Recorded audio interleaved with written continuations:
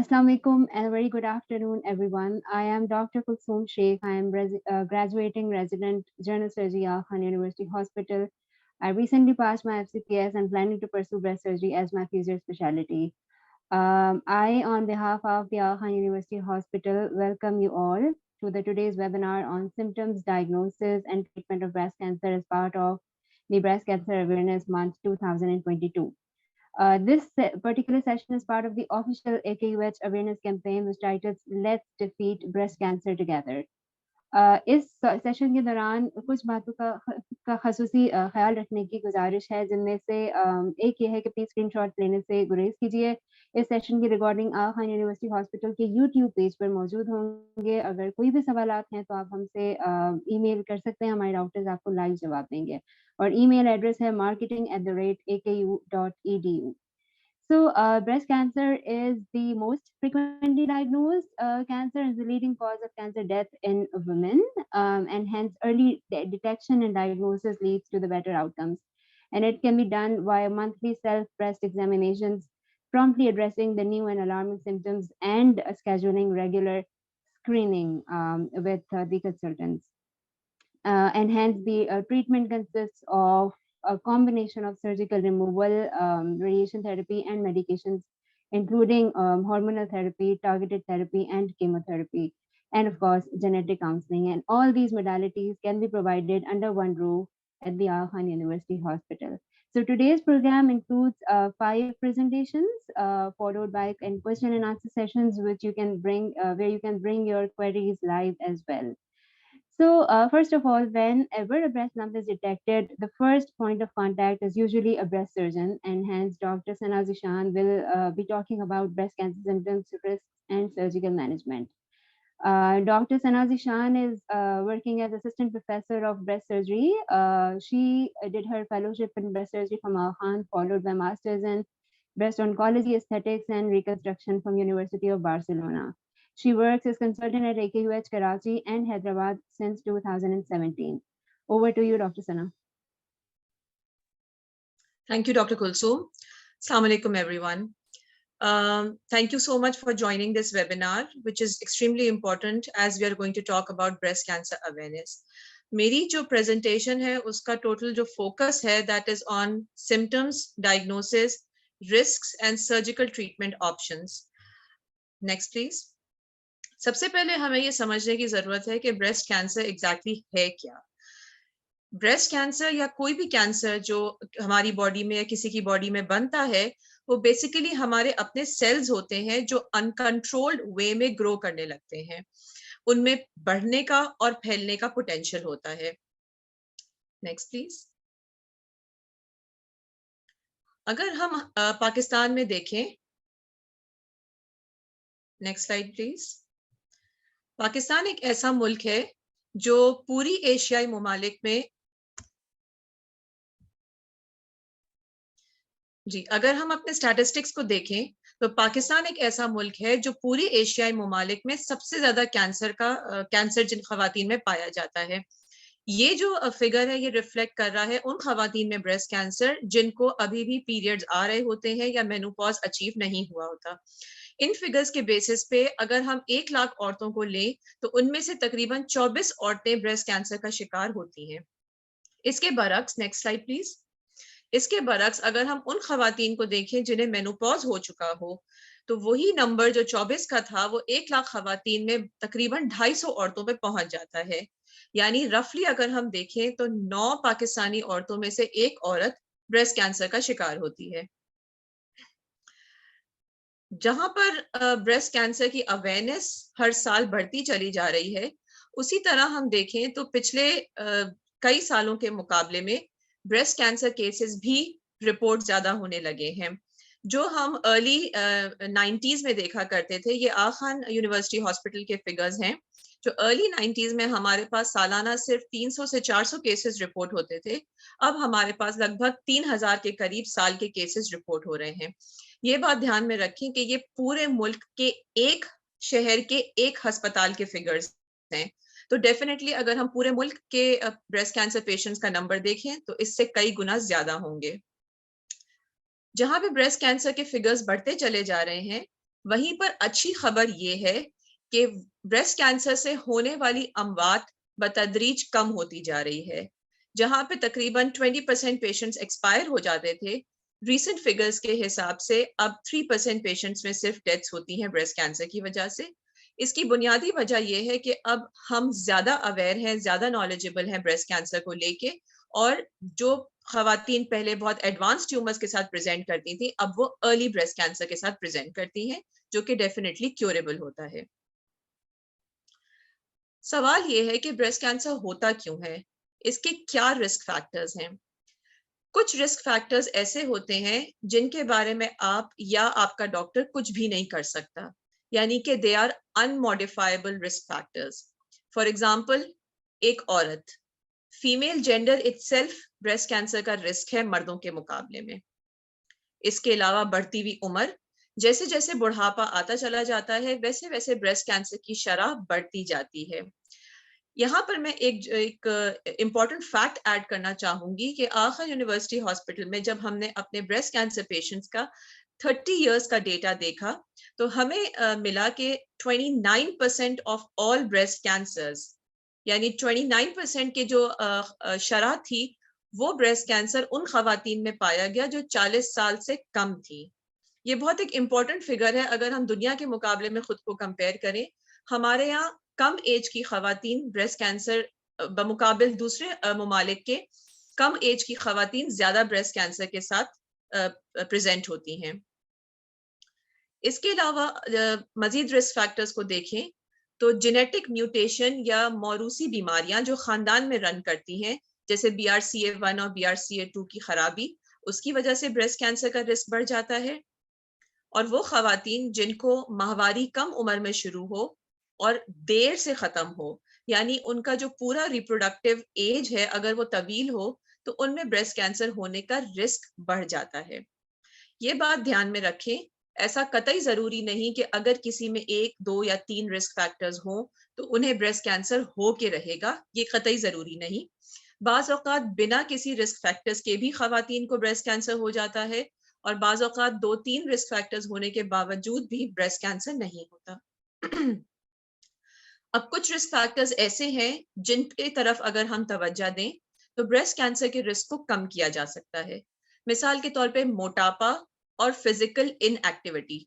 अगर वर्जिश ना करें, अपने आप को फिजिकली फिट ना रखें, ऐसी खवातीन में थोड़ा सा ब्रेस्ट कैंसर का रिस्क बढ़ जाता है। वो औरतें जिनकी औलाद ना हुई हो, जिनकी पहली औलाद 30 साल की उम्र के बाद हुई हो, या जिन्होंने अपने बच्चों को दूध ना पिलाया हो, उनमें ब्रेस्ट कैंसर का रिस्क बढ़ जाता है। इसके अलावा वो खवातीन जो बैरूनी जराए से हार्मोनल टैबलेट्स जैसे कि ओरल कॉन्ट्रासेप्टिव पिल्स या मेनोपॉज के बाद हार्मोन रिप्लेसमेंट थेरेपी होती है, अगर उन्हें तवील अरसे के लिए इस्तेमाल करें तो उनमें ब्रेस्ट कैंसर का रिस्क बढ़ जाता है। इसी तरह स्मोकिंग और अल्कोहल कंजम्पशन भी ब्रेस्ट कैंसर के रिस्क को बढ़ाती है। अब ब्रेस्ट कैंसर प्रेजेंट कैसे करता है, ये समझना बहुत जरूरी है कि कौन सी ऐसी अलामतें हैं जिसकी वजह से आपको एक डॉक्टर से रुजू करने की जरूरत है। स्किन चेंजेस, चमड़ी पे अगर कोई भी तब्दीलियां हो, मिसाल के तौर पे चमड़ी पे कोई नुक्ते या दानों की सूरत में, या कोई जख्म बन जाए, वो एक अलामत हो सकती है। ब्रेस्ट की साइज या शेप में तब्दीली, निप्पल में तब्दीली, निप्पल का अंदर धंस जाना या टेढ़ा हो जाना, निप्पल से खून आना, इसके अलावा गुठली का बनना, ये सारी अलामतें ब्रेस्ट कैंसर में होती हैं। यहाँ पे याद रखिए कि जहां ये अलामतें ब्रेस्ट कैंसर की निशानदेही करती हैं, वहां बहुत सी ब्रेस्ट की बेजरर बीमारियां, नॉन कैंसरस डिजीजेस भी इस तरह से प्रेजेंट हो सकती हैं। अगर आपको अपनी ब्रेस्ट में इस तरह की कोई भी अलामत नजर आए तो इसमें प्लीज आपने पैनिक नहीं होना है, और जो भी अपकमिंग अपॉइंटमेंट आपकी ब्रेस्ट के डॉक्टर के साथ मिले उस पर आप डॉक्टर से रुजू करके उनकी तजवीज लें। ब्रेस्ट कैंसर के इलाज के बहुत से हिस्से होते हैं, जिसमें surgery, chemotherapy, radiation, hormonal tablets और टारगेटेड ट्रीटमेंट शामिल हैं। सर्जरी के बारे में थोड़ा सा आपको ब्रीफ करती चलूं। ब्रेस्ट कैंसर की सर्जरी के मुख्तलिफ टाइप्स होते हैं। एक जो सबसे कॉमन टाइप है वो है मेस्टेक्टमी, यानी ब्रेस्ट को रिमूव करना, ब्रेस्ट कंजर्वेशन यानी ब्रेस्ट को बचाना, इसके अलावा रिकंस्ट्रक्शन यानी मसनूई ब्रेस्ट का बनाना। ये सारे तरीके हैं जो ब्रेस्ट कैंसर की सर्जरी में इस्तेमाल होते हैं। ब्रेस्ट रिमूवल यानी मैस्टेक्टमी एक ऐसा प्रोसीजर है जिसमें ब्रेस्ट को मुकम्मल तौर पे निकाल दिया जाता है। ये सिर्फ उन सिचुएशंस में किया जाता है जिसमें ब्रेस्ट कैंसर बहुत बड़ा हो चुका हो या पूरी ब्रेस्ट खराब हो चुकी हो। जरूरी नहीं कि हर ब्रेस्ट कैंसर में ब्रेस्ट को रिमूव करें। बहुत से ब्रेस्ट ट्यूमर्स होते हैं जिसमें ब्रेस्ट को सक्सेसफुली बचा लिया जाता है और ब्रेस्ट की शेप को मेंटेन किया जाता है, जिसे ब्रेस्ट कंजर्वेशन कहते हैं। आपको चंद एग्जांपल्स अभी हम दिखाते हैं ब्रेस्ट कंजर्वेशन की। ये सारे हमारे वो पेशेंट्स हैं जिनकी ब्रेस्ट सेविंग सर्जरी हुई है, ब्रेस्ट कंजर्वेशन, और इसमें इनको मुतमईन तौर पे ब्रेस्ट को बना के दिया गया है। मुकम्मल तौर पे ब्रेस्ट को निकालने की जरूरत नहीं पड़ी। जो रिकंस्ट्रक्शन है, ये ऐसा प्रोसीजर है जिसमें मल्टीपल टेक्निक्स की मदद से ब्रेस्ट को, आर्टिफिशियल ब्रेस्ट को बना सकते हैं। इसमें फैट यानी जिस्म की चर्बी को इस्तेमाल किया जा सकता है, मसल्स को यूज किया जा सकता है, या फिर इम्प्लांट्स जो सिलिकॉन से बने हुए होते हैं उन्हें इस्तेमाल किया जाता है। बहुत सी बेशतर टेक्निक्स हैं जो आखान यूनिवर्सिटी हॉस्पिटल में परफॉर्म की जाती है, और वो खवातीन जिनके लिए बहुत जरूरी हो जाए ब्रेस्ट को रिमूव करना, उन्हें उनका फ्लैट चेस्ट छोड़ने के बजाय रिकंस्ट्रक्शन ऑफर की जाती है। तो just to summarise my talk, breast cancer एक ऐसा डिजीज है विच इज नॉट अवॉइडेबल। कोई ऐसी प्रिकॉशनरी मेजर्स नहीं है जिसकी वजह से हम ब्रेस्ट कैंसर को रोक सकें, लेकिन हम उन्हें क्योर जरूर कर सकते हैं, provided if it is picked up early. Over the past 20 years, because of early detection, जल्दी पिकअप करने से, जल्दी प्रेजेंट और ट्रीटमेंट कराने से ब्रेस्ट कैंसर से होने वाली अमवात काफी हद तक रिड्यूस हो चुकी हैं। सारे ब्रेस्ट कैंसर्स को ब्रेस्ट रिमूवल की कतई जरूरत नहीं होती है। मेजॉरिटी ऑफ द टाइम्स अगर ब्रेस्ट कैंसर छोटा हो और ब्रेस्ट का एक हिस्सा अफेक्टेड हो तो ब्रेस्ट को सेव किया जा सकता है। कुछ मिथ्स मैं आखिर में डिस्कस करना चाहूंगी जो बहुत हमारे लोगों में बिलीव्स होते हैं, फॉल्स बिलीव्स ब्रेस्ट कैंसर को लेके। मिसाल के तौर पे डिओड्रेंट्स और एंटीपर्स्पिरेंट्स का इस्तेमाल, या ब्लैक ब्रास या अंडरवायर्ड ब्रास का इस्तेमाल करना, क्या ये ब्रेस्ट कैंसर कॉज करते हैं? इसका जवाब है नहीं। ब्रा की टाइप या डिओड्रेंट्स या एंटीपर्स्पिरेंट्स का इस्तेमाल कतई ब्रेस्ट कैंसर के रिस्क को नहीं बढ़ाता है।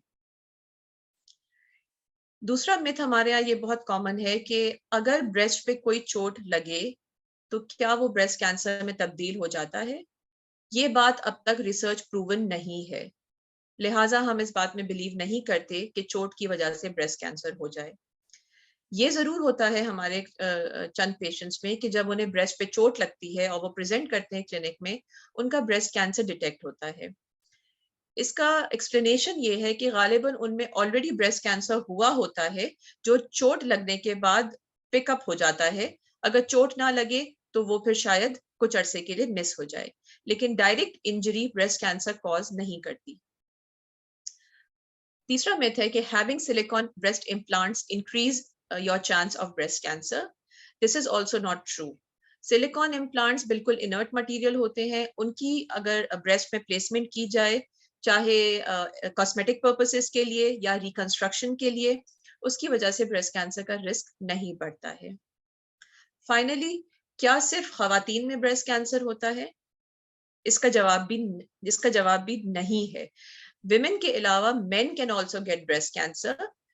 शरह कम है, मर्दों में सिर्फ 1% ब्रेस्ट कैंसर मर्दों में होते हैं, लेकिन मर्दों को भी ब्रेस्ट कैंसर हो सकता है।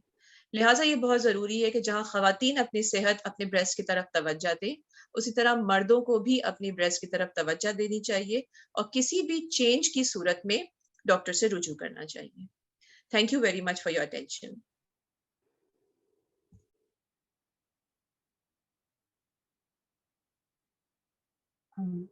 Thank you, Dr. Sana, for delivering such a comprehensive talk. So, जब breast cancer detect जब ब्रेस्ट के अंदर कोई गुठली डिटेक्ट हो जाए और वो परेशान कुन नज़र आए, तो यूजुअली पेशेंट्स को मैमोग्राम के लिए भेजा जाता है for a proper screening and diagnosis. And Dr. Saira Naz will further elaborate on screening mammograms. She is radiologist. She's consultant radiologist at Yale Khan University Hospital. She has done her MCPS and FCPS in radiology, followed by fellowship in women imaging from Khan University Hospital. Dr. Saira, over to you. बिस्मिल्लाहिर्रहमानिर्रहीम, अस्सलाम वालेकुम। बहुत शुक्रिया आप लोगों का मुझे इस इम्पोर्टेंट टॉक में शामिल करने के लिए। आज मेरा टॉपिक ऑफ डिस्कशन है ब्रेस्ट स्क्रीनिंग और इसकी अहमियत। Breast screening is basically looking for breast cancer before a person has symptoms, and goal of screening test is to find cancer at an early stage when it can be treated and easily cured. जैसे screening की वजह से हम वो tumour भी detect कर सकते हैं जो इंतहाई छोटे होते हैं और पेशेंट अदरवाइज बिल्कुल हेल्दी होता है और उसे महसूस भी नहीं होता कि उसके अंदर ट्यूमर स्टार्ट हो चुका है। यही मेन पर्पस होता है ब्रेस्ट स्क्रीनिंग का कि छोटे और क्यूरेबल ट्यूमर्स को पिक किया जाए ताकि उनको ईजिली ट्रीट किया जा सके। The incidence of breast cancer rises sharply around the age of 40. So that's why mammography should be offered starting at the age of 40. तो अब होता यह है कि 40 years में एक जो रिस्क है वो बहुत ज़्यादा बढ़ जाता है, स्पेशली हमारे पाकिस्तान में जितना हमारे पास डाटा है उसके अकॉर्डिंगली। दैट इज़ वाई हम पेशेंट्स को जो 40 पहुंच चुकी हैं, हम उन्हें ऑफर करते हैं कि स्क्रीनिंग कराएं, चाहे उन्हें कुछ फील नहीं हो रहा है, वो बिल्कुल हेल्दी हैं, लेकिन वो अपनी एक स्क्रीनिंग कराएं ताकि वो अंदर कोई चीज़ डेवलप ना हो गई हो। और वैसे भी जब आप मैमोग्राम जाएंगे कराने के लिए तो उससे पहले आपको अपने फिजिशियन के पास जाना चाहिए, उससे डिस्कस करना चाहिए और वो एक प्रॉपर क्लिनिकल ब्रेस्ट एग्जामिनेशन करेंगी और वो एक स्लिप बना के आपको देंगी जिसको आपने घर नहीं छोड़ के आना है। उस स्लिप को आपको आगे लेके आना है। मैमोग्राम और अल्ट्रासाउंड जब हम करते हैं तो ये बहुत इंपॉर्टेंट होता है कि वो डाउट्स जो डॉक्टर को क्लिनिकल एग्जामिनेशन के दौरान हुए, हमें वो 100% एक्सक्लूड करना होता है कि उन जगहों पर जहां डॉक्टर को फील हो रहा था कोई डिजीज नहीं है। तो यही मेन पर्पस होता है स्क्रीनिंग का कि आप हेल्दी हैं तो हम भी आपको 100% श्योरिटी दें कि yes you are healthy, then there is no chance of cancer and there is no cancer inside. तो वो स्लिप आप जरूर लेके आइए। फिर आपको मैमोग्राम के दौरान प्रॉपर हिस्ट्री होगी, प्रॉपर आपका दोबारा एग्जामिनेशन होगा, आपको गाउन चेंज करने के लिए दिया जाएगा और मैमोग्राम के दौरान थोड़ा सा डिस्कम्फर्ट होता है बिकॉज ब्रेस्ट को हम मशीन में हल्का सा कंप्रेशन देते हैं, बट वो कंप्रेशन बहुत हल्का होता है और पेन बहुत ट्रांजिएंट और थोड़ी देर के लिए होता है। एक आम एमोग्राम के अंदर कोई इंजेक्शन नहीं लगाते, कोई डाई नहीं देते, सो एक नॉर्मल एक्सरे की तरह ये होता है। दूसरा ये कि ये बहुत सेफ है और इसके अंदर रेडिएशन रिस्क ना होने के बराबर। Mammography is the X-ray examination of the breast, जैसे मैंने आपको बताया, और it is used as a screening tool to detect cancer at an early stage before it is big enough to feel or cause symptoms. जाहिर है जब वो feel हो जाएगा फिर तो उसको फिर वो स्क्रीनिंग मैमोग्राम नहीं होता, फिर वो डायग्नोस्टिक मैमोग्राम होता है। तो फील होने से पहले पहले कई महीनों, कई हफ्तों और हो सकता है एक साल पहले भी वो डिटेक्ट हो सके, क्योंकि कुछ ट्यूमर स्लो ग्रोइंग होते हैं और वो पहले ही स्क्रीन से डिटेक्ट हो जाते हैं। सो इस स्क्रीनिंग से फ़ायदा ये होता है, ज़ाहिर है शराय अमवात कम होती हैं, जैसे डॉक्टर सना ने भी बताया, हमारा बहुत अच्छा डाटा उन्होंने शेयर किया आपसे कि इससे शराय अमवात बहुत कम हुई हैं और बहुत सारी स्टडीज़ हैं जिनसे प्रूव हुआ है कि बहुत कीमती जानें बचाई जा चुकी हैं इस इन एनुअल स्क्रीनिंग प्रोसीजर से, और जो हम एनुअल स्क्रीनिंग करते हैं ब्रेस्ट से, और हम 40 ईयर्स पे स्टार्ट करते हैं क्योंकि 40 ईयर्स एक यंग एज होती है, उस पर ही स्टार्ट करना बेहतर होता है ताकि पेशेंट को बचाया जा सके, उसकी कीमती जान बचाई जा सके।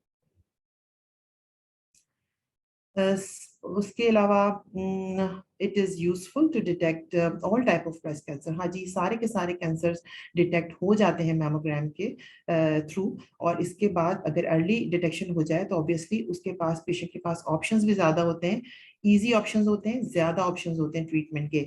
जैसे जैसे ग्रो करता है ट्यूमर तो ऑप्शंस कम होते जाते हैं और डिफिकल्ट ऑप्शंस होते हैं ट्रीटमेंट के। So modern digital mammography and digital breast tomosynthesis typically uses radiation doses far less than the mandated upper limits. जैसे मैंने कहा कि ये रेडिएशन इसमें बहुत लो लिमिट की दी जाती है, इससे कोई खतरा नहीं होता पेशेंट को, बल्कि बेनिफिट ज़्यादा होता है। और टोमोसिंथेसिस एक न्यू एडवांस टेक्निक है which is also called 3 dimensional mammogram. इसमें भी लो डोज रेडिएशन देते हैं, लेकिन इसमें इवेल्युएशन और बारीक बीनी से की जाती है, और ये कुछ ब्रेस्ट में जरूरी होता है, सारे ब्रेस्ट में हम डीबीटी नहीं करते विच इज टोमोसिंथेसिस। कुछ ब्रेस्ट में हम करते हैं ताकि उसको 100% श्योरिटी के साथ बता सकें कि अंदर कोई डिजीज नहीं है। रिकॉल्स रिकॉल्स ये होती है कि जब पेशेंट यहाँ से मैमोग्राम करा के चले जाते हैं हॉस्पिटल से, या अल्ट्रासाउंड करा के जाते हैं, तो विद इन 1 और 2 डेज हॉस्पिटल से कॉल आती है पेशेंट को कि आप दोबारा तशरीफ लाइए, कुछ एडिशनल इमेजिंग आपकी करनी है। तो उसमें आपको पैनिक ही होने की जरूरत नहीं है। इसका मतलब ये कोई अलार्मिंग सिचुएशन नहीं है कि आपके ब्रेस्ट में कुछ है। असल में होता है कि कुछ केसेस ऐसे होते हैं कि जिनमें हम दोबारा जब इनको रिवैल्यूएट करते हैं तो कुछ कुछ पॉइंट ऐसे होते हैं जिनको हम एडिशनल इमेजिंग करना चाहते हैं, लाइक हम टोमोसिंथेसिस करना चाहते हैं या मैमोग्राम की एडिशनल इमेजिंग करना चाहते हैं या अल्ट्रासाउंड कराना। तो आपने बिल्कुल आराम से आना है और उसको दोबारा से जो आपको एडिशनल इमेजिंग बताए जा रहे हैं आप बिल्कुल करवा लीजिए, ताकि फिर वही बात है कि 100% श्योरिटी के साथ आपको हम क्लीन चिट दे सकें कि देयर इज नो डिजीज। और इसमें सिर्फ थोड़ी सी एंग्जाइटी तो होती है, आपको दोबारा भी आना पड़ता है, लेकिन इसके लॉन्ग टर्म बेनिफिट्स बहुत हैं। और ये रिकॉल रेट्स कम इसी तरह होते हैं कि जब हम टोमोसिंथेसिस करते हैं, सम टाइम एमआरआई भी हम कर लेते हैं, और ब्रेस्ट अल्ट्रासाउंड तो ज़्यादातर पेशेंट को करवाया ही जाता है। और इन सारी चीज़ों को हम सम टाइम फर्स्ट विजिट में भी हम डिसाइड कर लेते हैं कि जब हम मैमोग्राम देखते हैं तो उस वक्त ही डिसाइड कर लेते हैं कि अभी इसको एडिशनल इमेजिंग करनी है। तो आपको ये भी जहनी तौर पर तैयार होकर आना पड़ेगा कि आपको लंबी इंतज़ार, लंबा वेटिंग और तकरीबन पूरा दिन ही लग जाता है, और इन सारी चीज़ों से गुजरने के लिए थोड़ा सा पेशेंस हो और इजीली आप ऑपरेट करें, अभी का सारा कुछ इजीली सारा का सारा हो जाएगा और रिकॉल रेट्स नहीं होंगे, दोबारा नहीं बुलाया जाएगा। तो कॉपरेशन भी ज़रूरी होता है, और फिर आपकी जो स्क्रीनिंग 100% आपको रिजल्ट देती है। डेंस ब्रेस्ट ये होते हैं जब आपको मैमोग्राम के बाद अक्सर अल्ट्रासाउंड में जब आते हैं तो पेशेंट को ये कहा जाता है आपके ब्रेस्ट डेंस हैं। तो डेंस ब्रेस्ट बीमार ब्रेस्ट नहीं होता। Dense breast actually healthy breast होता है, जो कि एक यंग ब्रेस्ट होता है और उसके अंदर ग्लैंड ज्यादा होते हैं। जैसे कि इस पिक्चर के अंदर दिखाया गया है कि ब्रेस्ट के अंदर काफी सारे ग्लैंड्स नजर आ रहे हैं, जो एक हेल्दी ब्रेस्ट की निशानी है। लेकिन जब इसका एक्सरे किया जाता है यानी मैमो किया जाता है तो ये ग्लैंड्स एक वाइट पैच नजर आते हैं, जैसे कि उसके बराबर की पिक्चर में एक वाइट पैच नजर आ रहा है। ऑब्वियसली ये एरिया अब मैमो कवर नहीं कर पाता, लिहाजा 50% टाइम एक डेंस ब्रेस्ट में मैमोग्राम कवर नहीं कर पाता चीजों को, लिहाजा अल्ट्रासाउंड की हेल्प लेनी पड़ती है, और फिर अल्ट्रासाउंड उन चीजों को पिक करता है जो चीजें मैमोग्राम से छूट गई। तो इसलिए इसमें भी कोई परेशानी की बात नहीं कि अगर आपको मैमो के बाद अल्ट्रासाउंड के लिए भेजा जा रहा है।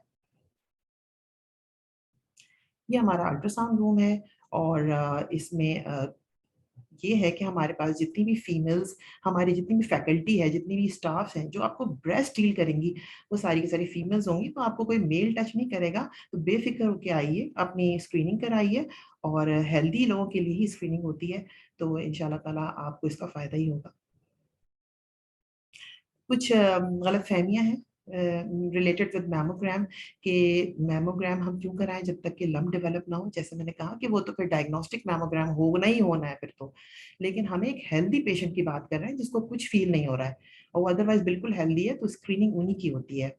और एक मैमोग्राम अगर एक दफा नॉर्मल आ गया तो उसको एनुअल फॉलोअप जरूरी होता है, लेकिन समटाइम हमारे जो ब्रेस्ट स्पेशलिस्ट होते हैं, ब्रेस्ट सर्जन होते हैं, वो कभी 2 साल का वक्फा भी ले लेते हैं अगर वो समझते हैं। तो इसलिए आपको अपने फिजिशियन को स्किप नहीं करना, उनके पास से आपको हो के आना है। और दूसरा कि if a mammogram detect something, तो ये बहुत देर हो गई। नहीं जी, ऐसा बिल्कुल नहीं है। मैमोग्राम में जो आया है तो उसका, जैसे कि डॉक्टर साहब ने बहुत ज़बरदस्त सारी चीज़ें एक्सप्लेन की है कि ट्रीटमेंट मौजूद हैं, सारे ऑप्शंस मौजूद हैं, और घबराने की, परेशान होने की बात ही नहीं है। जितना जल्दी हुआ उतनी अच्छी ट्रीटमेंट होगी। और सर रेडिएशन बिल्कुल नहीं डेवलप होता। ये तो एक बिल्कुल लो डोजेस की रेडिएशन है, हाई डोज की रेडिएशन की तो बात नहीं हो रही है, यहाँ पे बहुत लो और डोज की रेडिएशन हो रही है, जो कैंसर डेवलप करता, सिर्फ डिटेक्ट होता है। और बायोप्सी भी कैंसर को स्प्रेड नहीं करती है, डायग्नोसिस के लिए इंपॉर्टेंट टूल है। इसको आप जितना डिले करेंगे वो उतना ही डेंजरस होता चला जाएगा, लिहाजा जब आपको बायोप्सी की कहा जा रहा है तो आप इसे करवा लीजिए।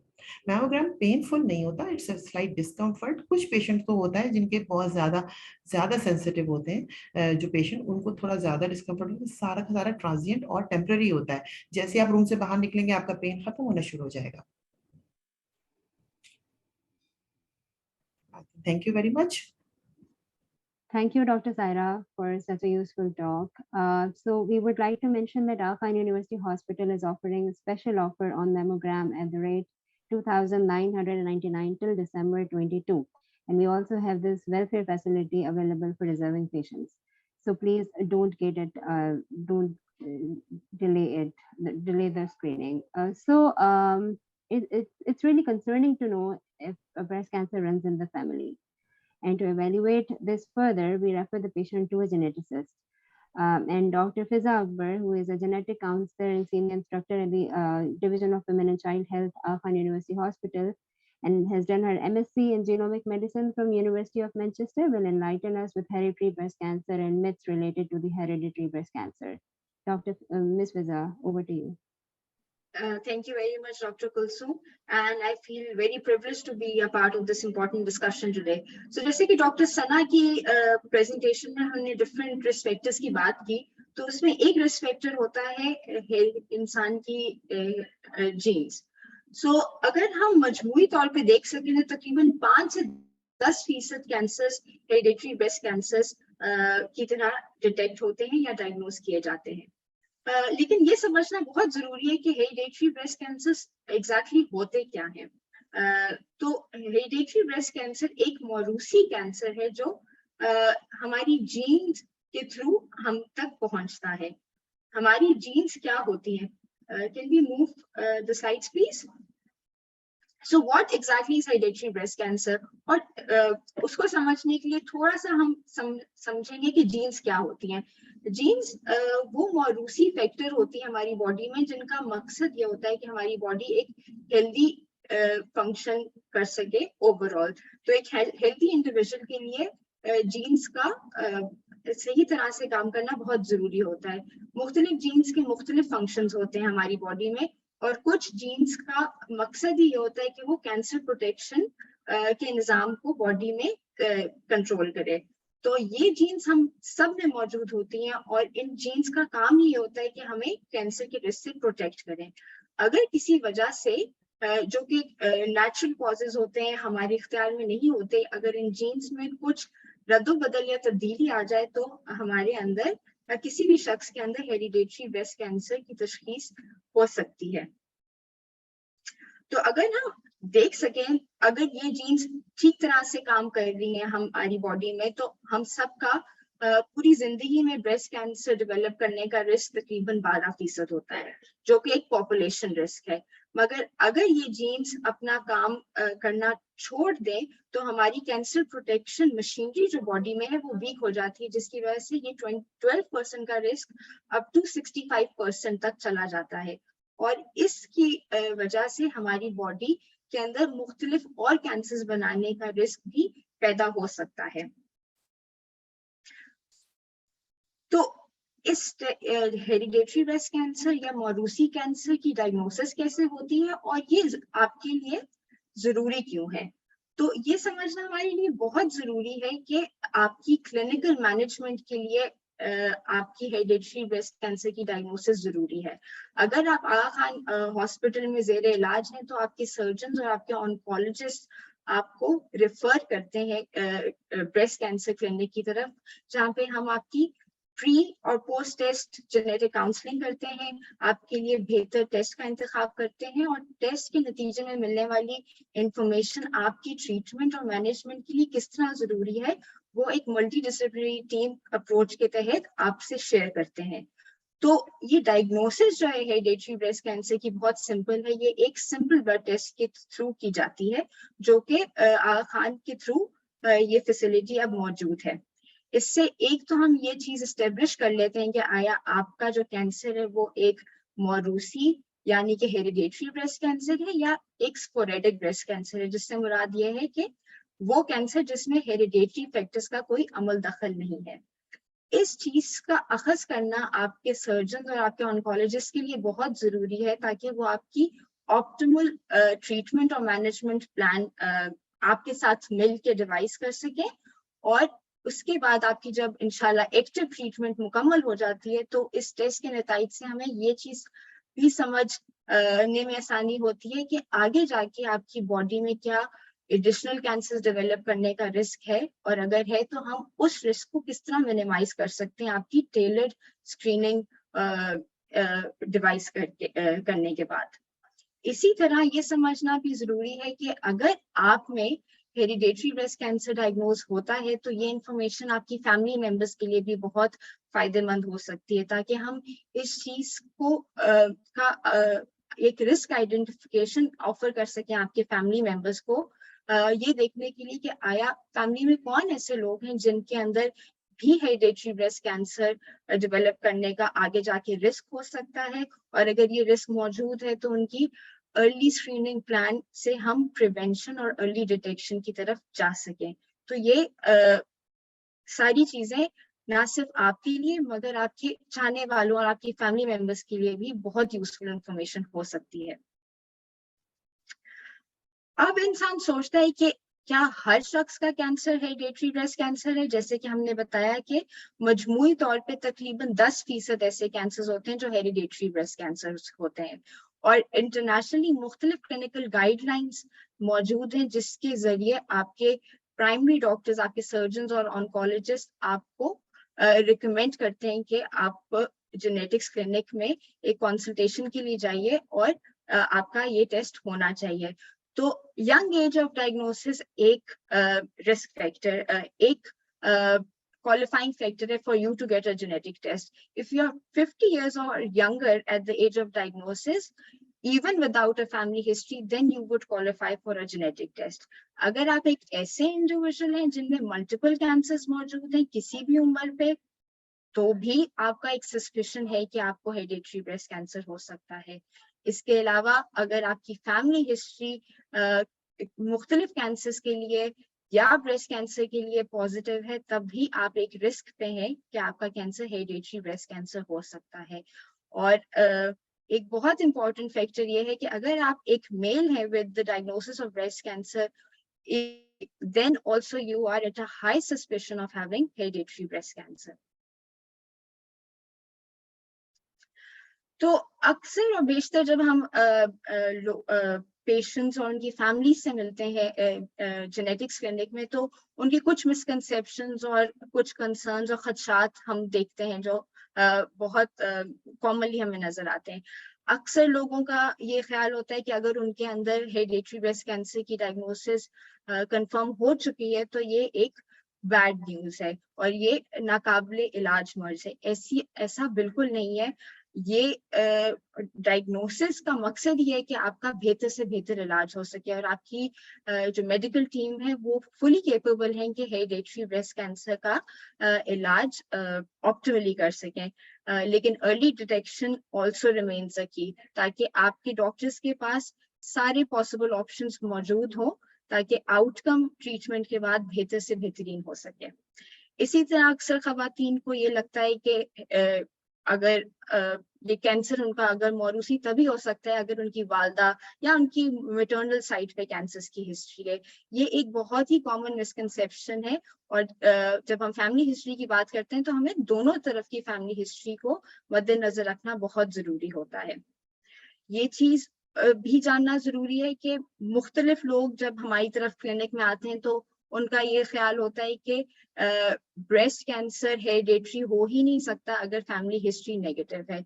ये भी एक चीज, ये मिसकंसेप्शन को भी दुरुस्त करने की जरूरत है, क्योंकि हम अपने डेटा ये देखते हैं कि 25% of the times people will get a diagnosis of hereditary breast cancer without a positive family history. So family history सिर्फ एक स्टैंड अलोन फैक्टर नहीं है। मुख्तलिफ फैक्टर्स इस इवेल्युएशन में मद्देनजर रखने पड़ते हैं और आपके तमाम डॉक्टर्स, आपके जेनेटिक काउंसलर्स और जेनेटिसिस्ट मिलके आपकी रहनुमाई करते हैं कि आया आपको इस टेस्ट की जरूरत है या नहीं है और इस टेस्ट से मिलने वाली मालूमात आपकी सेहत के लिए किस तरह यूजफुल हो सकती है। शुक्रिया। Thank you so much, Zafar. I am sure this was such an informative set of knowledge because not many people are aware of this. So once it's confirmed that this lump is actually breast cancer, then amongst various treatment modalities, the role of an oncologist is extremely important. And Dr. Adiba Zaki, who is the consultant medical oncologist at the Al Khan University Hospital, will be talking about treatment with respect to oncology, including chemotherapy and other modalities, side effects and its management, and the myths related to chemotherapy. Dr. Adiba, over to you. Thank you, Dr. Kulsoom. I'm highly privileged to be a part of this talk, this awareness session. So I'll be discussing regarding the treatment option of the breast cancer. Next. जब भी हमारे पास patient आता है एक breast cancer के diagnosis के साथ, तो उसका ट्रीटमेंट बहुत सारे फैक्टर्स होते हैं जिस पे डिपेंड करता है। सबसे पहले मरीज की उम्र क्या है, उसका सबसे important factor is clinical stage. जितना अर्ली पेशेंट हमारे पास आएगा, अर्ली स्टेज में आएगा, उसका कम पेचीदा इलाज होगा। कीमोथेरेपी का इस्तेमाल ऐसे ट्यूमर्स में बहुत कम होगा। ट्यूमर का ग्रेड क्या है, पैथोलॉजी क्या है, उसके रिसेप्टर स्टेटस क्या है, इन सब पे treatment plan of a breast cancer depend करता है। ब्रेस्ट कैंसर का इलाज एक खास डॉक्टर, एक मखसूस डॉक्टर तक लिमिटेड नहीं होता। इसमें मल्टीपल टीम्स हमारी इन्वॉल्व होती हैं, जिसमें सर्जन इन्वॉल्व होता है, जैसे कि डॉक्टर सना ने अपनी टॉक में पूरा डिटेल से बताया। हमें रेडिएशन ऑन्कोलॉजिस्ट रिक्वायर होता है, जो शुआओं के डॉक्टर होते हैं। दूसरा हमारा जो पार्ट आता है वो मेडिकल ट्रीटमेंट पे आता है। एज ए मेडिकल ऑन्कोलॉजिस्ट हम वो डॉक्टर हैं जो कैंसर का इलाज अद्वियात से करते हैं। सो ब्रेस्ट कैंसर के इलाज के लिए डिफरेंट मेडिकल ट्रीटमेंट हमारे पास अवेलेबल है, जो कहलाती है कीमोथेरेपी, हार्मोनल थेरेपी और टारगेटेड ट्रीटमेंट। कीमोथेरेपी बेसिकली क्या है? जैसा कि हमें पता है कि कैंसर जो है हमारे नॉर्मल सेल की ही एबनॉर्मल ग्रोथ हो रही होती है, जिसमें वो उसकी ग्रोथ बहुत ज्यादा हो जाती है और एबनॉर्मल शक्ल इख्तियार करके वो एक कैंसर बना देते हैं। कीमोथेरेपी वो दवा है जो हमारे इन कैंसर की ग्रोथ को स्टॉप करती है, या तो उन सेल्स को वो जड़ से मार देती है, या फिर उनका जो डिवाइडिंग कैपेसिटी होती है उसको रोक देती है। कीमोथेरेपी हमारे पास इंजेक्शन के फॉर्म में भी अवेलेबल है, ओरल टैबलेट्स के फॉर्म में भी है, और लॉन्ग इन्फ्यूजन। डिपेंड करता है हम कौन सा कॉम्बिनेशन दे रहे हैं, किस स्टेज पे पेशेंट को ट्रीट कर रहे हैं। दूसरा ऑप्शन हमारे पास आता है हार्मोनल ट्रीटमेंट का। कुछ ब्रेस्ट कैंसर्स के जो सेल होते हैं वो सर्टेन रिसेप्टर एक्सप्रेस करते हैं। अगर हार्मोन रिसेप्टर जो होते हैं ईस्ट्रोजन, प्रोजेस्टेरोन रिसेप्टर एक्सप्रेस कर रहे होते हैं, वैसे ब्रेस्ट कैंसर में हमारे पास oral tablets, hormonal treatment available है। वही डिपेंडिंग ऑन द स्टेज पे डिपेंड करता है हम मरीज को कीमोथेरेपी से ट्रीट करें या फिर हार्मोनल ट्रीटमेंट से ट्रीट करें। ट्रीटमेंट फेजेस ब्रेस्ट कैंसर के मेनली डिपेंड होता है कि किस स्टेज में हमारे पास ब्रेस्ट कैंसर आया है। अर्ली स्टेज में आया है या बहुत सारे एडवांस स्टेज में आता है। अगर पेशेंट हमारे पास अर्ली स्टेज में, स्टेज 1, स्टेज 2 में आता है, तो प्राइमरी हम अपफ्रंट सर्जरी करते हैं, और सर्जरी के स्टेज पे पैथोलॉजिकल स्टेज होता है, उस पर डिपेंड होता है कि वेदर पेशेंट को कीमोथेरेपी की जरूरत भी है या नहीं, या शुआओं की जरूरत भी है या नहीं। तो उसमें जो मेन फैक्टर डिपेंड होता है वो होता है कि ट्यूमर का ग्रेड क्या है, ट्यूमर का साइज क्या है, कितने हुदूद इन्वॉल्वमेंट है, और दूसरा ट्यूमर की बायोलॉजी कैसी है, उसके रिसेप्टर स्टेटस और टारगेटेड थेरेपी के जो रिसेप्टर्स है वो क्या बताते हैं हमें। नेक्स्ट। वही डिफरेंट टाइप के ट्यूमर की कैटेगरीज होती हैं डिपेंडिंग ऑन कौन कौन से रिसेप्टर्स हैं। तो जैसा कि मैंने पहले भी कहा, जितना हाई ग्रेड ट्यूमर होगा, ट्यूमर का साइज बड़ा होगा, हुदूद इन्वॉल्वमेंट होंगे, उसमें हमें कीमोथेरेपी मैंडेटरी होती है। ऐसे मरीज को कीमोथेरेपी से ट्रीट करना पोस्ट सर्जरी। नेक्स्ट। कुछ मरीज ऐसे होते हैं जो हमारे पास आते हैं जो इनिशियली ट्यूमर बहुत ज्यादा बड़ा होता है, जिनकी अपफ्रंट सर्जरी पॉसिबल नहीं होती। ऐसे मरीज को हम पहले कीमोथेरेपी देते हैं। मेन एम हमारा पहले कीमोथेरेपी देने का ये होता है कि ट्यूमर को हम श्रिंक करें ताकि लेस एक्सटेंसिव सर्जरी हो, हम ब्रेस्ट को बचा सके, पूरा ब्रेस्ट रिमूव करने का नौबत ना आए, और इम्प्रूव करें कॉस्मेटिक आउटकम। कुछ और भी ऐसी कंडीशन होती हैं जिसमें हम कीमोथेरेपी सर्जरी से पहले देते हैं, वो होता है inflammatory breast cancer, locally advanced breast cancer, जैसे कि मैंने आपको बताया। दूसरा, कुछ किस्म के ब्रेस्ट कैंसर होते हैं जो ट्रिपल नेगेटिव होते हैं, या HER2 पॉजिटिव कैंसर, जिसमें हम न्यू एडजुवेंट यानी प्री ऑपरेटिव कीमोथेरेपी एडवाइस करते हैं, जो कि मैंडेटरी होती है। सो सबसे ज़्यादा हमारे पास जो पेशेंट आता है जब हम कीमोथेरेपी के लिए काउंसल करते हैं तो उनका बहुत ज़्यादा फेयर होता है regarding the side effect of chemotherapy. So most common side effect जो कि हम पेशेंट को बिफोर कीमोथेरेपी प्रिस्क्राइब करने से पहले सारी चीज़ें बताते हैं कि उल्टी मतली का महसूस होना, उल्टी मतली होना, मुँह में छाले होना, बाल का गिर जाना, थकन महसूस होना, बुखार होना, खून के खलिए नीचे होना, नमकियात का ऊपर-नीचे होना या लूज़ स्टूल डायरिया होना। ये सारे साइड इफ़ेक्ट कॉमनली होते हैं, लेकिन इनको मैनेजमेंट की डिफरेंट मेडिकेशंस अवेलेबल हैं।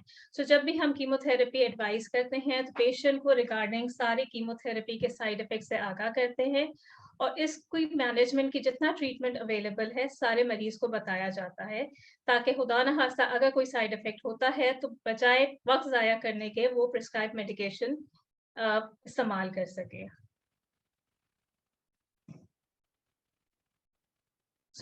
बहुत सारे लोग हमारे पास आते हैं जब हम कीमोथेरेपी एडवाइस करते हैं तो वो उनके ज़हन में होता है कि कीमोथेरेपी विल मेक मी सिक, यानी कि कीमोथेरेपी जब हम लेंगे तो हम इन साइड इफ़ेक्ट से वापस बाहर नहीं आएँगे। ऐसा नहीं होता, जो कीमोथेरेपी के कॉमन साइड इफ़ेक्ट होते हैं, दे आर मैनेजेबल, इनकी मेडिकेशंस अवेलेबल हैं। हम पेशेंट को इन मेडिकेशन से कीमोथेरेपी के साइड इफ़ेक्ट से रिलीव कर सकते हैं। दूसरा क्वेश्चन, मेन जो कॉन्सेप्ट है, I will lose my all hair.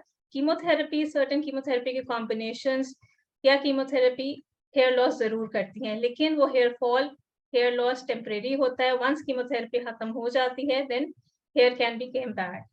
I won't be able to have children after chemo. सबसे ज़्यादा मेन कॉन्सेप्ट जो है हमारी वुमेन्स का ये आता है regarding infertility. So there are certain chemotherapies, it may affect the fertility, but due to advancement of new options, हमारे पास new procedures आए हुए हैं, दूसरा new medication आई है जिससे हम ovarian preservation और ये सारी चीज़ें along with chemotherapy कर सकते हैं to retain the fertility. Is chemotherapy painful? So chemotherapy is not really painful, but due to side effects, some people say it's painful. So chemotherapy is not painful. And the last, the cure is worse than the disease. So वही बहुत सारे लोगों का हमारा main concept ही यही है कि chemotherapy बजाय हमें फायदा पहुंचाने के वो नुकसान ही पहुंचाएगी in terms of side effect. तो ऐसा बिल्कुल नहीं है, कीमोथेरेपी के अपने साइड इफेक्ट जरूर हैं, लेकिन this all are manageable and disease can cure be only cured with the help of chemotherapy depending on the stage. So, thank you. Thank you so much, Dr. Adiba. So along with different treatment options, radiotherapy is indicated most of the times. Dr. Sarish Abrar, who is a consultant radiation oncologist at the Aga Khan University Hospital, will be talking about the role of radiotherapy in breast cancer management. Dr. Sarish. Assalamu alaikum everyone. Thank you so much, Dr. Kulsum, for a kind introduction. So today I'll talk about the role of radiation in breast cancer. So जैसे कि हमें मालूम है कि radiation, जैसे कि doctor सना ने बताया, डॉक्टर अदीबा ने एक्सप्लेन किया कि हम एक होलिस्टिक अप्रोच के साथ चलते हैं ब्रेस्ट कैंसर के ट्रीटमेंट में। तो रेडिएशन का एक बहुत इम्पोर्टेंट रोल होता है तकरीबन तमाम स्टेजेस में breast cancer, but particularly stage 0 से लेके स्टेज 3 तक के जो मरीज होते हैं उनमें डिफरेंट तरह की सर्जरीज की जाती हैं और उन सर्जरीज के बाद हम देखते हैं कि कितना डिजीज के वापस आने का रिस्क है, उसके अकॉर्डिंगली हम मरीज को रेडिएशन एडवाइस करते हैं। So radiation therapy actually high energy X-rays होती है और ये एक्सरेज एक खास किस्म की मशीन से प्रोड्यूस होती हैं जिसको हम कहते हैं लीनियर एक्सेलरेटर। ये एक्सरेज मरीज की बॉडी में, जो मशीन से निकाल के मरीज की बॉडी में जाती हैं, तो ये उन कैंसर की सेल्स को मार देती हैं, किल करती हैं, जो कि एक्चुअली हमें अपनी आंखों से नजर नहीं आ रहे होते और ना ही वो किसी स्कैन के ऊपर क्लिक होते हैं। सो रेडिएशन देने का जो मकसद होता है वो ये होता है कि हम मरीज की बीमारी के वापस आने के रिस्क को कम कर सकें। एक बड़ा इम्पोर्टेंट सवाल ये होता है कि मरीज को रेडिएशन देनी ही कब है। सो डिफरेंट स्टेजेस में, जैसे मैंने एक्सप्लेन किया कि हम पेशेंट्स को रेडिएशन के लिए कंसिडर करते हैं। कुछ वो मरीज होते हैं जिनकी बिल्कुल अर्ली स्टेज होती है, बहुत छोटा सा ट्यूमर का साइज होता है ब्रेस्ट में और समटाइम्स बगल में कोई हदूद नहीं होते या बहुत थोड़े से हदूद होते हैं, तो ऐसे मरीजों में जो सर्जरी की जाती है वो एक खास किस्म की सर्जरी होती है जिसको हम कहते हैं ब्रेस्ट कंजर्विंग सर्जरी। इस तरह की सर्जरीज में ब्रेस्ट का जो डिजीज पार्ट होता है उसको निकाल लिया जाता है। स्टडीज से ये प्रूव हुआ है कि अगर हम ब्रेस्ट को एक पर्टिकुलर जो डिजीज एरिया है उसको निकाल लें और बाकी जो बचा हुआ ब्रेस्ट है उसमें भी कैंसर के वापस आने के चांस होते हैं। सो एक्चुअली उस पर्टिकुलर लम्पेक्टमी या सर्जरी होने के बाद हम पूरे ब्रेस्ट को रेडिएशन देते हैं ताकि उस ब्रेस्ट में बीमारी के वापस आने के चांसेस को कम किया जा सके। Next slide. दूसरे वो मरीज हो सकते हैं जिनकी हमें मिस्टेक्टमी करनी हो। मिस्टेक्टमी उस तरह की सर्जरी होती है कि सर्जन पूरी छाती को रिमूव कर देता है और आमतौर पे मिस्टेक्टमी उन मरीजों में जरूरत पड़ती है करने की जिनके डिजीज का साइज या बीमारी का जो साइज है वो बड़ा हो। आमतौर पे ऐसे मरीजों में कुछ फैक्टर्स को हम देखते हैं जैसे कि ट्यूमर का साइज है। अगर ट्यूमर का साइज बहुत बड़ा होता है तो ऐसे मरीजों में भी हम रेडिएशन को शामिल करते हैं ट्रीटमेंट में। Next slide. तीसरे वो मरीज हो सकते हैं, एक्चुअली जो ब्रेस्ट कैंसर की बायोलॉजी है वो ये होती है कि वो ट्यूमर ब्रेस्ट छाती से निकल के हुदूद में जाता है। अगर वो बीमारी हुदूद में चली गई है तो उन हुदूदों की एक खास किस्म की सर्जरी की जाती है और फिर छाती को और हुदूद वाले हिस्से को ऑपरेशन के बाद रेडिएशन दी जाती है। Next slide. So now in this slide मैं एक्सप्लेन थोड़ा सा करना चाहूंगी कि रेडिएशन को करने से पहले एक पर्टिकुलर पूरी तैयारी की जाती है रेडिएशन करने की। So हम रेडिएशन को शुरू करने से पहले एक पोजीशन पेशेंट के डिसाइड करते हैं कि हमने मरीज को रोजाना उसी पोजीशन में ट्रीट करना है। उसके लिए कुछ हम इमोबिलाइजेशन डिवाइसेस का इस्तेमाल करते हैं। फिर हम मरीज का सीटी स्कैन कराते हैं और उसके बाद सीटी स्कैन के ऊपर हम एक टारगेट एरिया डिफाइन करते हैं कि हमने मरीज को किस किस जगह के ऊपर रेडिएशन देनी है। अब मरीज को किस किस जगह के ऊपर रेडिएशन देनी है वो एक्चुअली डिपेंड करता है उसकी ट्यूमर की स्टेज के ऊपर और ये स्टेज ऑफ डिजीज के ऊपर। और उस टाइम हमें डिसाइड करते हैं कि हमने कितनी मरीज को डोज देनी है और कितने उसके ट्रीटमेंट करना है। Next slide.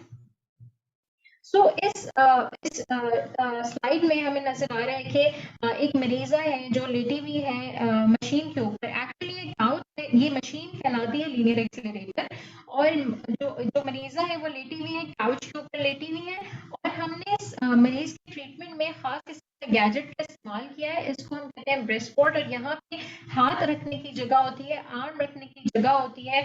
सो हम मरीज को जब प्लान करते हैं तो एक खास पोजीशन में उसको प्लान करते हैं और उसी पोजीशन में हम डेली मरीज का ट्रीटमेंट करते हैं। इस दौरान हम मरीज की कोशिश करते हैं कि इमोबिलाइजेशन करें, मरीज हिले ना ड्यूरिंग ट्रीटमेंट, क्योंकि रेडिएशन करते हुए हमें मिलीमीटर की प्रिसीजन का ख्याल रखना होता है। Next slide. ओके इस स्लाइड में मैंने थोड़ा एक्सप्लेन करने की कोशिश की है कि हम जब डिसाइड करते हैं कि हमने क्या एरिया फॉर एग्जांपल मरीज का ट्रीट करना है तो हम सीटी स्कैन करवा के मरीज का इस पिक्चर में आपको नजर आ रहा है कि हमने ब्रेस्ट एरिया को सिर्फ ट्रीट किया है। अगली तस्वीर में यहाँ नजर आ रहा है कि वो मरीजा जिसकी पूरी छाती निकल गई है तो छाती के हिस्से को हमने ट्रीट किया है और यहाँ नीचे इस तस्वीर में नजर आ रहा है कि हमने कुछ हुदूद के एरिया को टारगेट किया है और उनको हमने ट्रीट किया है। Next slide.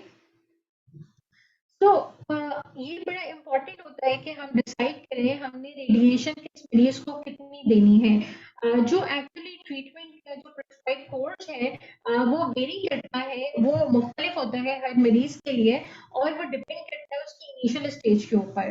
जो टोटल नंबर ऑफ सेशंस होते हैं आमतौर पे वो 5 से लेकर 21 के दरमियान हो सकते हैं और ये सब हम स्टडीज से बताते हैं या स्टडीज को कोट करते हैं कि जो अर्ली स्टेज के पेशेंट्स होते हैं या मरीज होते हैं उनको हम कम दिन की ट्रीटमेंट में भी उनका रेडिएशन का ट्रीटमेंट मुकम्मल कर सकते हैं। मरीज जो है वो डेली रेडिएशन लेता है एक खास पोजीशन में जो हम पहले दिन डिसाइड करते हैं और हफ्ते में 5 हमें रेडिएशन मरीज को देनी होती है। मंडे से फ्राइडे तक मरीज का ट्रीटमेंट होता है, सैटरडे संडे ऑफ होता है। जो पर सेशन जो ट्रीटमेंट टाइम है वो डिपेंड करता है कि हम कौन कौन सी टेक्निक का इस्तेमाल कर रहे हैं। कुछ टेक्निक का जब हम इस्तेमाल करते हैं तो सेटअप के ऊपर या ड्यूरिंग ट्रीटमेंट मरीज को ज्यादा टाइम लगता है। सो आमतौर पे 15 से 30 मिनट का दौरानिया होता है ट्रीटमेंट का। Next slide. ओके, रेडिएशन देने के एक्चुअली बहुत सारे तरीके हो सकते हैं, लेकिन जो सबसे कॉमन तरीका होता है वो कहलाता है external beam radiation therapy. External beam radiation therapy, जैसे कि इस तस्वीर में नजर आ रहा है, ये एक्चुअली एक लीनियर एक्सेलरेटर की पिक्चर है। ये वो मशीन है जो कि हाई एनर्जी एक्सरे प्रोड्यूस कर सकती है। सो सबसे ज्यादा जो इस्तेमाल होने वाला तरीकेकार है ब्रेस्ट कैंसर को ट्रीट करने के लिए वो एक्सटर्नल बीम रेडिएशन होता है। अब हम एक्सटर्नल बीम रेडिएशन थेरेपी मुख्तलिफ टेक्निक से दे सकते हैं। टेक्निक के नाम मुख्तलिफ हो सकते हैं। 3D conformal radiation therapy, IMRT जिसको हम कहते हैं इंटेंसिटी मॉड्यूलेटेड रेडिएशन थेरेपी, और कुछ मरीजों के अंदर हम दिल को बचाने के लिए, हार्ट को रेडिएशन से बचाने के लिए एक टेक्निक का इस्तेमाल कर सकते हैं जिसको हम कहते हैं डीप इंस्पिरेशन ब्रेथ होल्ड। तो ये मुख्तलिफ टेक्निक का इस्तेमाल करते हुए हम मरीज का जो टारगेट एरिया होता है उसको रेडिएशन देते हैं और कोशिश करते हैं कि सराउंडिंग के जो नॉर्मल आज़ा हैं उनको कम से कम शुआ मिले। Next slide. कॉमन क्वेश्चन जो हमसे पूछा जाता है रेडिएशन के साइड इफेक्ट्स के बारे में, सबसे ज्यादा जो मरीज को तंग करता है या परेशान करता है साइड इफेक्ट रेडिएशन का, वो डर्माटाइटिस होती है। रेडिएशन इंड्यूस्ड डर्माटाइटिस के डिफरेंट ग्रेड्स हो सकते हैं। आमतौर पे जब रेडिएशन जल्द के ऊपर लग रही होती है, ब्रेस्ट के ऊपर या चेस्ट वॉल के ऊपर लग रही होती है, तो उस एरिया की जहां हम रेडिएशन दे रहे हैं उस एरिया की जो जल्द की रंगत है वो हल्की हल्की सी सुर्खी माइल होना शुरू हो जाती है। By the end of treatment वो कई मरीजों में ऐसा होता है कि वो जो सुर्खी होती है वो और थोड़ी सी तेज हो जाती है। And in some patients superficially skin उतरती भी है मरीजों से। अब ये डिपेंड करता है कि किस मरीज को हम कितनी रेडिएशन दे रहे हैं और हम कितनी एक्चुअली स्किन को हम कितना टारगेट करना चाह रहे हैं। कुछ मरीजों के अंदर जल्द की बीमारी आने के चांसेस ज्यादा होते हैं, सो हम एक्चुअली डेलिबरेटली वहां पे स्किन को ज्यादा रेडिएशन की डोज देते हैं और हम ये एक्सपेक्ट करते हैं कि यहाँ पे ज्यादा साइड इफेक्ट्स भी आएंगे, और हम ड्यूरिंग काउंसलिंग मरीजों को बताते हैं कि हम ये डेलिबरेटली करें, हम जानबूझ के करें, क्योंकि यहाँ पे आपकी बीमारी की वापस आने के चांसेस ज्यादा हैं। दूसरा साइड इफेक्ट हो सकता है आर्म का लिम्फेडेमा, यानी हाथ की सूजन। आमतौर पे हाथ की सूजन ये साइड इफेक्ट है जो कि बगल के ऑपरेशन होने के बाद होता है। जब बहुत सारे हुदूद बगल से निकाल दिए जाते हैं तो लिम्फेडेमा के चांसेस होते हैं, हाथ पे थोड़ी बहुत सूजन आ सकती है। और अगर हुदूद निकालने के बाद उसको हम रेडिएशन भी दें उसी एरिया को बगल के, तो 5 to 10% रिस्क इंक्रीज हो जाता है हाथ में सूजन आने का। अदर देन दैट न्यूमोनाइटिस होती है। न्यूमोनाइटिस कहते हैं फेफड़ों की सूजन को, तो रेडिएशन रिलेटेड न्यूमोनाइटिस हो सकती है या कार्डियोटॉक्सिसिटी हो सकती है। अब ये जो दोनों साइड इफेक्ट्स हैं, न्यूमोनाइटिस या कार्डियोटॉक्सिसिटी, आज के दौर में हमारे पास ऐसी टेक्निक्स मौजूद हैं कि हम फेफड़ों को और दिल को बहुत हद तक रेडिएशन से बचा सकते हैं और उसकी टॉक्सिसिटी को भी बचा सकते हैं। Next slide. So there are a few common myths which are being asked in the clinic by our patients that वो पूछते हैं हमसे कि क्या रेडिएशन लगने के बाद मेरे जिस्म से शुआएं निकल रही होंगी, क्या मैं अपने बच्चों के साथ रेडिएशन लगने के बाद जब मैं घर जाऊं तो क्या मैं अपने बच्चों के साथ बैठ सकता हूं या प्रेग्नेंट खवातीन के साथ बैठा जा सकता है। तो हमारा आपको जवाब ये होता है कि जब आपको रेडिएशन लगती है सो बॉडी से कोई शुआ बाहर नहीं निकल रही होती। जब रेडिएशन अंदर चली गई, यानी रेडिएशन का अच्छा या बुरा नुकसान जो भी होना है वो उस मरीज को होगा जिसको रेडिएशन लग रही है, उसकी सराउंडिंग में जो लोग हैं वो उससे मुतासिर नहीं होंगे। दूसरा एक सवाल पूछा जाता है कि क्या हमारे बाल गिर जाएंगे रेडिएशन से। तो रेडिएशन सिर्फ उस जगह के ऊपर इफेक्ट करती है जहाँ पे हम रेडिएशन दे रहे होते हैं, सर के बालों का रेडिएशन से कोई ताल्लुक नहीं होता। रेडिएशन की जो एक्चुअली जो एक मिथ है कि रेडिएशन जला देती है, कुछ मरीजों में रेडिएशन से डर्माटाइटिस जरूर होती है, लेकिन हमें मालूम होता है कि वो कौन से मरीज होंगे जिनके अंदर डर्माटाइटिस हो सकती है या जल्द की रंगत तब्दील हो सकती है। और हम ड्यूरिंग काउंसलिंग बिफोर ट्रीटमेंट मरीज को ये बताते हैं कि आपकी जल्द क्योंकि टारगेट जल्द के ऊपर बीमारी के आने के चांसेस ज्यादा है, तो उसको हम डेलिबरेटली टारगेट कर रहे हैं। Thank you. Thank you so much, Dr. Sarish. So for the Aga Khan University Hospital, breast cancer campaign updates, you can also always visit at our AKU Facebook page or subscribe to the official AKU YouTube page. We have received quite a few questions from the audiences as well, and I would like to deliver them to the panelists. So the first question is for Dr. Sana. How to differentiate between cyclical pain and pain resulting from breast cancer? Breast cancer में basically pen नहीं होता है। Breast cancer में जो भी तब्दीलियां और गांठ बनती है वो पेनलेस होती है। ब्रेस्ट में पेन होना ब्रेस्ट की एक इनहेरेंट प्रॉपर्टी है जो नॉर्मली हमारे अपने फीमेल हार्मोन्स की वजह से होता है।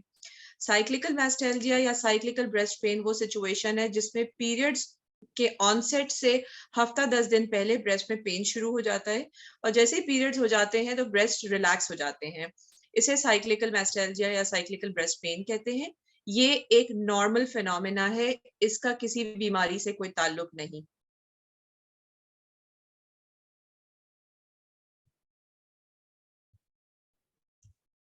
Okay, thank you, Dr. Sana. The second question is, does everyone who gets breast cancer have to have radiation and chemotherapy, or is surgery sufficient?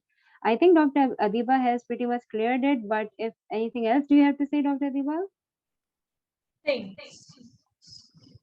So Okay. actually, stage पे depend करता है कि whether she needs a chemotherapy or radiation therapy. So वही मैंने जैसे बताया जितना early diagnosis होगा तो might possible she can be spared from chemotherapy और सिर्फ hormonal therapy पे ही रखा जाए। जितना tumor का size छोटा होगा, हुदूद का नहीं involve होना होगा, so उस पे depend करता है वो surgery treatment. ठीक है. So there's one more question. Is it necessary to do a biopsy before surgery, or if the tumor is removed from breast and then sent for biopsy, please explain. So maybe surgeon or oncologist can take this question. Maybe Dr. Sana? Ji, breast cancer की diagnosis के लिए या किसी भी breast tumour की diagnosis के लिए biopsy is extremely important. Please कभी भी ब्रेस्ट की किसी भी ब्रेस्ट प्रॉब्लम की स्पेशली ब्रेस्ट कैंसर की डायरेक्ट सर्जरी नहीं कराया करें। हमेशा सर्जरी से पहले डायग्नोसिस मालूम होनी चाहिए कि किस बीमारी के लिए ब्रेस्ट का ऑपरेशन हो रहा है, इसीलिए बायोप्सी इज कंपल्सरी। जरूरी नहीं है कि हर वक्त पहले सर्जरी ही की जाए, बाज़ औक़ात पहले कीमोथेरेपी भी दी जाती है। बगैर बायोप्सी के ट्रीटमेंट इनिशिएट नहीं कर सकते, चाहे वो सर्जरी हो या chemotherapy. Okay, we have one more question for you, Dr. Sana. So it states that I'm 42 years old. I'm having a lump near my underarm, and I've consulted a breast surgeon in AKU, followed by mammogram and ultrasound. The lump comes and swells up with a little bit pain when my period dates are near, and goes back when my periods are over. Please answer. I think we have. Okay. इसमें सबसे पहले जो जिन्होंने भी question पूछा है, बहुत important होता है कि आपका फिजिकल एग्जामिनेशन कैसा है। जो लंप आपको फील हो रहा है उसका डॉक्टर के पॉइंट ऑफ व्यू से टेक्सचर, अपीयरेंस, किस तरह की फीलिंग है, क्या वो कैंसरस लग रहा है या नॉन कैंसरस। मेमोग्राफी और अल्ट्रासाउंड की रिपोर्ट्स बहुत इंपॉर्टेंट है जो हमें गाइड करती है। लेकिन अगर मैं एक रैंडमली आपको बताऊं इस क्वेरी का आंसर, तो अगर कोई ऐसा लंप या स्वेलिंग है जो पीरियड से पहले फॉर्म हो जाता है और पीरियड्स खत्म होने के बाद गायब हो जाता है, तो इसकी लाइकली पॉसिबिलिटी यही है कि ये नॉन प्रॉब्लमैटिक लंप हो जो हमारी पीरियड्स या हमारे साइकिल्स हार्मोन्स की वजह से फॉर्म हो रहा है। बट डेफिनेटली इसका चेकअप होना लाजिम है हतमी जवाब के लिए। Okay, thank you. So we'll quickly take a couple of last questions. So my friend has a strong family background, like her mother, grandmother, and aunts had breast cancers, and all of them died because of it. So should she go through the genetic testing? She's 10 years old now. At what age she should start screening? What measures she should take? So maybe Fiza, can you answer this? Yes, thank you very much for the question. So she says that she's 10 years of age. 10 years. Yeah, the And friend is she 10 has years. a positive family history for breast cancers. So basically, these hereditary breast cancers would not impact someone before the age of 18, and we do not test individuals before they are 18. So ideally, we should see the family in the clinic, and if we have any breast cancer survivors, we test them. And then that would be our starting point to actually see what the risk assessment would be for someone who is now 10, but when they are over the age of 18. So we Okay. test someone who already has had a diagnosis and above the age of 18. Right. Dr. Sana, someone asked that one of my friends have lump in her breast for 4 to 5 years, but she didn't have pain. And it's not increasing in size. Should she has to see a doctor and go for mammogram? Her age is 23 years old. 23 years पे हम normally बगैर examination के और बगैर suspicion के mammogram नहीं कराते हैं।